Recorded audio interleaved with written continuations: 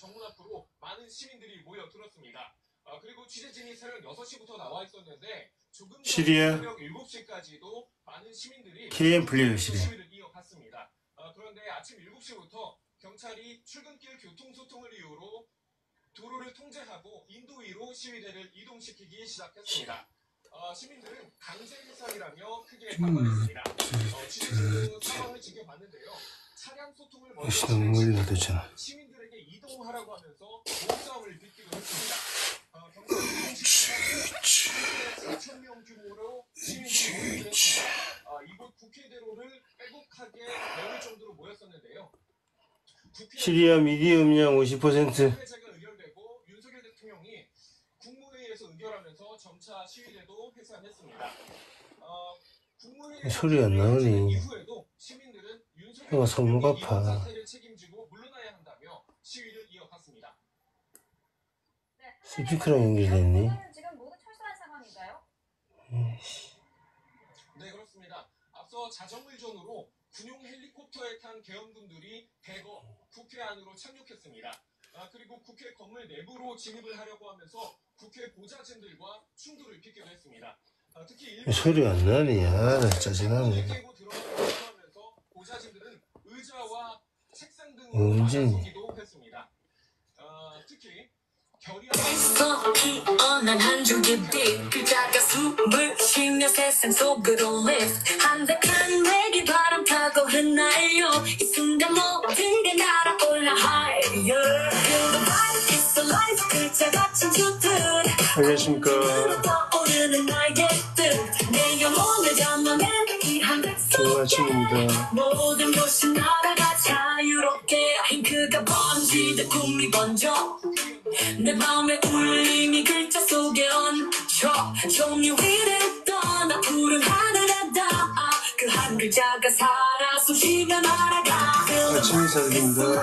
글자 같은 주들 비상계엄이라는 제목으로 시작을 해보려고 하는데 음악 듣고 오늘 시작을 시작할 수 있습니다. 날아가 자유롭게 잉크가 번지듯 꿈이 번져 내 마음의 울림이 글자 속에 얹혀 종이 위를 떠나 푸른 하늘에 닿아 그 한 글자가 살아 숨쉬며 날아가 Feel the vibe, it's alive 글자 같은 주들 공중으로 떠오르는 나의 뜻 내 영혼을 담아낸 이 한백 속에 모든 것이 날아가 자유롭게 안녕하십니까. 다들 반갑습니다.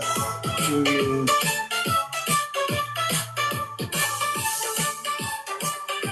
음악 듣고 방송 시작하겠습니다. 오늘 첫 음악입니다. 예, 음악 소리 좀 맞추고 가이 단검 등으로 중무장까지 한 상태였는데 신경 본청 앞까지 다다릅니다. 하지만 본청 출입문을 시민들과 회 관계자들이 막아서자 한동안 대치가 이어졌습니다. 극렬한 저항 속에 사람들까지 더 몰리자 TV 끄고 출입문으로 진입을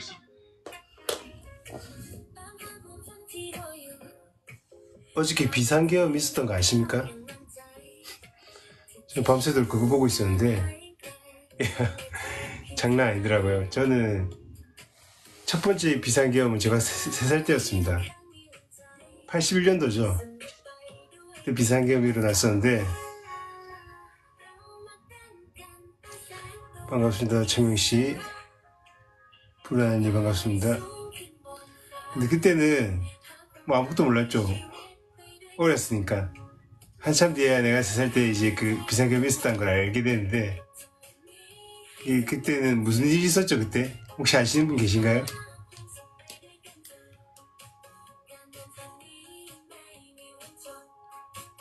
제 기억으로는 저기 전두환 대통령이 쿠데타 일으킨 거죠. 저희 소위 말하는 서울의범이죠. 그때 이제 그래서 정권이 바뀌었죠. 군인들이 이제 대거 쿠데타를 일으켜가지고 그때도 하나였습니까? 전두환 노태우 2명의 그 군인이 중심이 되어가지고 쿠데타를 일으킨 거지 않습니까? 근데 이번 건 어떤 건지 아십니까? 이번 건 되게 웃깁니다. 이번에 그때는 이제 쿠데타 때문에 계엄령이 일어났던 거예요. 계엄령이. 전두환 두 사람 쿠데타 때문에 계엄령이 일어났던 거예요. 근데 실질적으로 전시 상황이었죠. 근데 이번 거는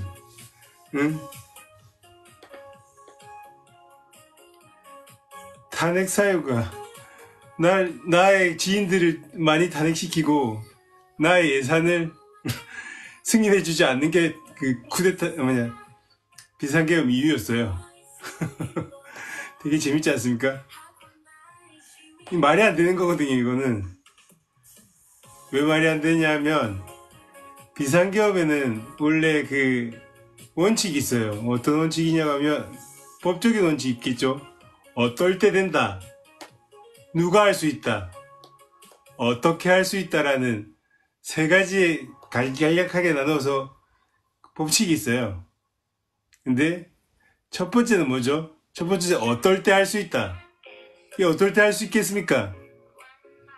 간단하게 말하면 전시나 전시에 준하는 사항, 그러니까 전쟁이나 전쟁과 비슷한 사항, 그런 사항에 비상계엄을 할 수 있다고 얘기를 하고 있습니다. 그러니까 이제 이번 대통령님께서는 그러니까 자기 지인들이 탄핵당하는 것과 자기 예산이 부정당하는 게 전시사항이었던 거예요. 되게 재밌죠, 이 사람. 응? 전시사항이었기 때문에 나는 비상계엄을 일으키겠다. 비상계엄이 어떤 거냐면, 간략하게 말하면, 비상계엄은 이제 군이 행정과 일부 보안, 국내 치안을 담당할 수 있도록 군에게 권한을 주는 거예요. 이게 얼마나 큰 거냐면, 우리 군이라고 하는 군이라고 하는 조직은 이제 전투에 적합한 조직이잖아요. 군이라는 조직이 또 이제 되게 우리가 모르고 있는데, 군이라는 조직은 굉장히 맹목적인 조직이에요. 군이라는 조직은 명령에 따라 움직이는 조직이에요. 그거는 누가 이제 군인이 명령 따라 움직였다고 혼낼 수 있는 게 아니에요. 군대라고 하는 것은 상명하복에 대해서 움직여야 되기 때문에 어떤 부당한 지시가 있어도 이제 어떻게 보면 안 따를 수 없는 거예요. 뭐라고 해야 되나? 우리도 동네 말로 하면 가스라이팅이라 해야 됩니까? 그러니까 누가 이제 부당한 지시를 내려도 자기는 따를 수밖에 없는 그런 이제 불가피한 사항들이 있어요. 그러니까 군에서 이제 군 내부에서 이제 구타나 비리나 아니면 이런 것들이 많이 일어나는 이유도 그거예요. 내부적으로 이제 암암리에 이제 서로 이제 그건 이제 우선 군 조직은 상명하복을 원칙으로 하기 때문에요. 군이 근데 상명하복을 원칙으로 하는데 그래서 전두환이 쿠데타 일으키고 난 다음에 강주에 있는 유기랑쟁입니까? 뭐더라? 4.19가 일어났을 때 군인들이 다 거기 가가지고 거기 청년들 시민들 다 총사 죽이고 몽둥이로 패서 죽이고 했던 게 그게 그 사람들이 깡패여서 그런 게 아닙니다. 그 사람들이 상명하복을 해야 되기 때문에 자기 조직이 상명하복을 해야 되기 때문에 어쩔 수 없이 그렇게 했던 겁니다. 그래서 그때 그렇게 사람 때리는 사람들 트라우마 걸려가지고 아니면 정신적 쇼크 와가지고 힘들어하는 사람 굉장히 많습니다. 가해자도 피해자도 없는 거죠. 거기 실제 존재했던 곳에는 그렇다고 저는 봐요. 그런데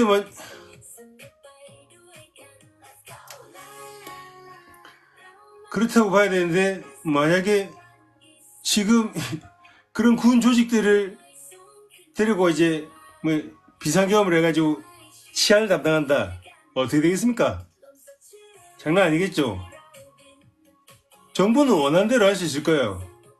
근데 이번에 군인이 국회로 진입했는데 그 군인들은 충분히 우리 군인들은 충분히 그 국회에 있는 국회의원들 다 진압하고 자기 막는 그 국민들 다 진압하고 들어가서 다 정지시킬 수 있는 그런 힘이 있어요. 안 한 것뿐이에요. 왜 안 했을까요?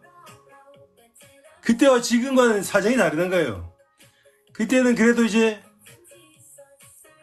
너무 맹목적이고 너무 이제 구시대적인 그 오직 명령만 가지고 움직일 수밖에 없는 그런 이제 군인으로서 세뇌당한 그때는 구타도 심했고 삼천 격투기처럼 뭐 잘못해 잡혀와가지고 두드려 맞으면서 말 안 들으면 그냥 반 죽듯이 그렇게 군생활을 했기 때문에 누가 시키면 안 하면 죽는 건 줄 알았거든요. 그렇게 할 수밖에 없었어요. 근데 지금은 아니죠. 지금은 많이 민주적이긴 했, 조금 그런 게 있다고 하겠지만 그래도 많이 민주적이 됐잖아요. 서로 이제 그런 이제 생활도 공유하고 이제 상하 간에 좀 이제 어떤 이제 없습니까? 그런 거 뭐 모르겠는데 제 생각에 있다고 생각해요. 그런 문화 속에서 그 군인들 그 강조한경처럼 총 들고 가가지고 시민들 쏘라면 군인들이 쏠 수 있겠습니까? 못 쏩니다. 자기도 시민의식이 있기 때문에 군인들도 시민의식이 있고 자아의식이 있기 때문에 뭐가 잘못되는 건지 적하고 싸우는 건지 저희 군인들이 또 특수화된 군인들은 적하고 많은 싸움을 했어요. 옛날처럼 그렇게 옛날에는 두드려 맞다 가가지고 두드려 팬 거거든요. 군대에서 막 말 안 듣는다고 막 두드려 맞다가 말 안 들으면 맞아 죽겠구나 하다가 가가지고 두드려 팬 거예요. 야, 두드려 패니까 두드려 팬 거예요. 제가 공산당이니까 두드려 패니까 두드려 팰 수밖에 없지. 그럼 자기가 두드려 맞는데 그런 판단할 정신이 없었어요. 근데 요즘 군대인들은 뭐 자이툰이고 뭐 바닷가에 뭐고 저기 뭐 무슨 바다에서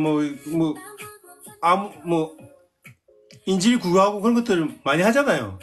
어떤 게 적인지 어떤 게 적이 아닌지 피하 식별이 분명해요. 피하 식별 적과 나의 식별이 분명해요. 근데 국회 가가지고 총 들고 가가지고 막으라면 다 막을 수 있겠습니까? 자기가 자아가 그걸 허용을 못해요. 야 이거 무조건 상명하고 보니까 그러면 군대가 투입되면 원래 원칙대로 나가면 길 막는 사람 총 쏴서 다 길 뚫어야 되고 그리고 총을 많이 안 쏴도 됩니다. 발포해가지고 공중으로 총 몇 발만 쏴도 사람들 다 쫄아가지고 길 엽니다. 우리나라 사람들 뭐 용감하다지만 총 앞에 장사 있습니까? 절대로 그 앞에 못 나선다니까. 그 쉽지가 않다니까요, 그게.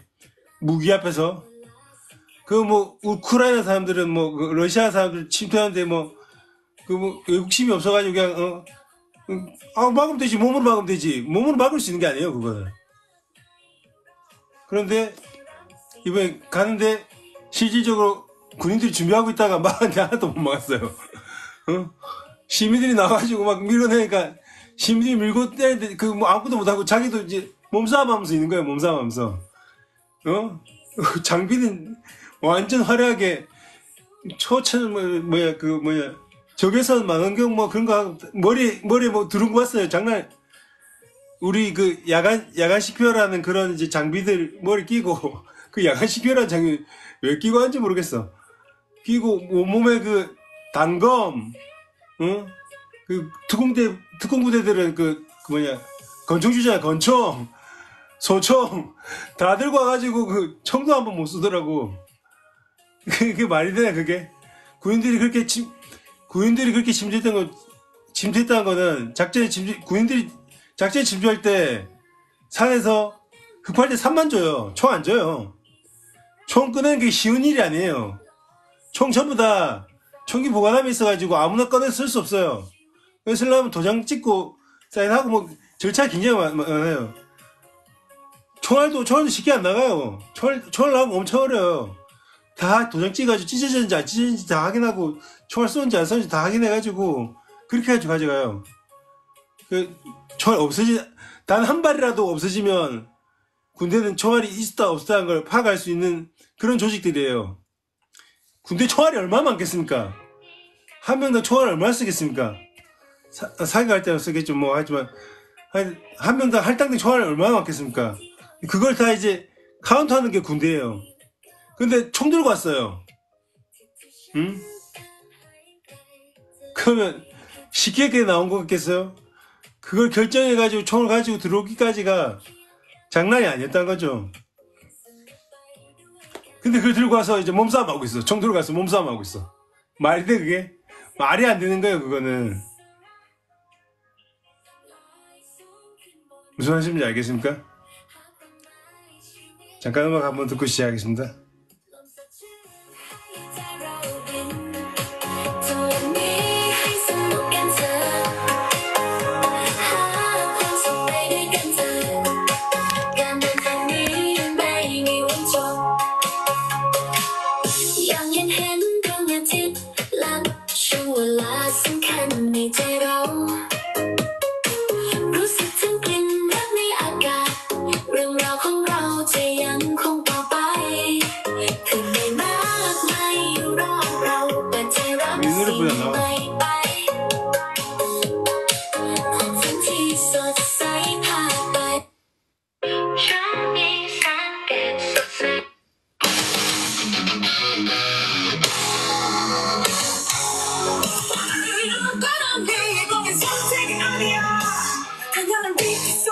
심장이 뛰기 시작해. 술에 울림 이건 바람의 시간. 뻔하니 안 뻔하니 이미 다 빠져들었잖아. 뻔하니 안 뻔하니 Let's keep it on the track. 저기 너 밑에 속에 나와볼게. 뻔하니 안 뻔하니 스스로 속에서 동작은 아닙니다. 음악 듣겠습니다.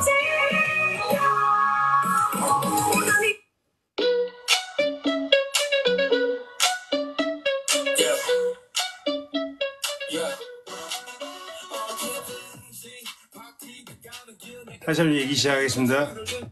여기 뭐 듣고 계신 분이 계신지 모르겠지만 지금 비상계엄에 대한 얘기를 하고 있어요. 지금 어디까지 얘기했냐면 군인들이 총을 들고 가는 과정 얼마나 험난한데 그래서 국회에서 아무것도 못했냐는 그런 얘기를 하고 있는 거예요. 그 얘기 개념에 대해서 얘기하고 있는 거예요. 군인들이 우리나라 군인들이 얼마나 많습니까? 그 군인들이 총을 들고 나갔어요. 총알을 들고 나갔어요. 아시는 남자들은 다 아시잖아요.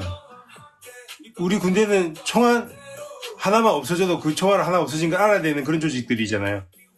총알 하나를 분출해도 도장 찍어서 분출하고, 총은 우리가 산에서 흑파로 가는데 총 들고 가니까 총 안 들고 가잖아요. 대부분 산만 주잖아. 총이 필요한 곳에만 총을 주지 총이 필요 없는 곳은 총을 안 주잖아요. 괜히 그 꼰대들이 좀 이제 삽질하라고 좀 야, 그 산에 뭐 하러 봉사활동에다 뭐 하러 가는데 총 들고 가면 총 들어가지고 옆에 세워놓고 이제 삽질하고 하는 그런 경우도 가능한데 요즘에 안 그럴 것 같은데 요즘에 안 그런다고 들었어요. 총 들고 가면 그러면 총을 이제 총기 분출하면서 꺼내야 되고, 우리가 총을 맨날 군인들이 총을 맨날 가지고 들고 다니는 게 아니에요. 자, 일반인보다 많이 들고 다니지만, 근데 군인들이 총을 들고 나왔어요. 총알 들고 나왔어. 야전 모자 봤어? 모자에 달린 거, 모자에 주렁주렁 달린 특수 장비들, 야간 그 피아시킬 장비들, 온몸에 난 그거 뭐 좀 군대 모델인 줄 알았어요. 몸에 장치하고 있는 거 다 장착하고 얼굴 가릴 수 있는 거 다 가리고 그렇게 나오더라고. 그렇다고 하는 건 어떤 건지 그 의미를 아시잖아요. 그 굉장히 그렇게 나왔다는 건 굉장히 중요한 작전이라고 하는 것들을 누군가 암시했고 그 작전을 가지고 나간다는 거였어요. 그렇다고 하면 그 얘기자고 하면 어떤 얘기냐고 하면 그들이 가지고 있는 제압할 수 있는 국회에서 이제 국회 선거를 제압해가지고 윤석열 탄핵이 아니지, 윤석열 비상계엄을 취소할 수 있는 그런 선거를 못하게 할 수 있는 힘이란 건 절대적인 힘이 있었어요. 군대 군인들 모르겠어요. 전 거기 들어간 사람 중에 명령대로 20명, 10명만 명령대로 움직였어도 그거 됐을걸요. 군인의 그 전투력이랑 민간인의 전투력은 상상 비교도 안 돼요. 군인들은 원래 살기를 위한 사람을 죽이기 위한 그런 장비를 들고 있는 살인 무기들이에요. 살인 무기. 군인들은 그 살인 무기들이 민간인들 앞에 가가지고 민간인들하고 싸움이 되겠어요. 그게 죽음 따진 싸움이 아니잖아요. 이거는 군인 유치원 군인도 군인 가면 성인 인간을 죽일 수 있는 거예요. 총이 있잖아요. 총이 총 몇 발 나갔으면 그 다 뭐 문제는 많이 됐겠죠. 문제 많이 됐겠지만 하지만 정지하고 선거 중지하고 국회의원들 다 잡아갈 수 있었겠죠. 근데 안 그랬잖아요. 근데 광주 때는 그랬어요. 광주 때 군인의 어떤 문화와 지금의 군인의 문화가 많이 변했을 거라고 그런 얘기를 드리는 거예요. 그래서 예전에는 두드려 맞고 이제 배우면서 했었고 뭐 군생활 하면서 이제 뭐 잘못하면 두드려 맞고 뭐 아니면 두드려 맞고 명령 안 들키면 두드려 맞고 맨날 두드려 맞아서 자기 겁나가지고 명령 안 지킬 수가 없었어. 그래서 뭐 자리 판단이 뭐가 없어. 그때 사람들 많이 배우지도 못했고 그러니까 거기서 광주에 가가지고 야 얘들 다 빨갱이들이야 뭐 여기 강준지들 모르고 가가지고 야 북한인가 강준가 모르는데 가가지고 야 쟤도 공산당이야 다 갈겨하면 갈길 수밖에 없었어. 걔들은 그런 문화였기 때문에 그런 시간이었기 때문에 누가 잘하고 누가 잘못했다고 아니고 군인들이 문화가 그랬던 문화라고 그거 말씀드린 거예요. 다 피해자야. 강주가 그것도 이제 사건을 그거 하려고 하는 게 제가 뭐 대변하려고 하는 건 아니고 대변할 자격도 없겠지만